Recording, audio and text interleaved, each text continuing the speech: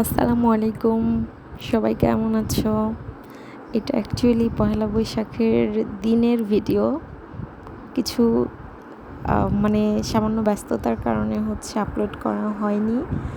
Actually এবার পহেলা বৈশাখে আমি আর সামিউল তেমন ঘুরতে পারিনি, কোথাও যেতে পারিনি। কিন্তু ভাবলাম কেন পহেলা বৈশাখ মিস করব। ঘরে ছিল ইলিশ মাছ, সেজন্য মা ছেলে মিলে ঘরের মধ্যে পয়লা বৈশাখ সেলিব্রেশন হচ্ছিল, তাই তোমাদের সাথে একটু শেয়ার করলাম। জন্য সবাইকে শুভ নববর্ষ। সেই জন্য সবাইকে শুভ নববর্ষ। শুভ নববর্ষ।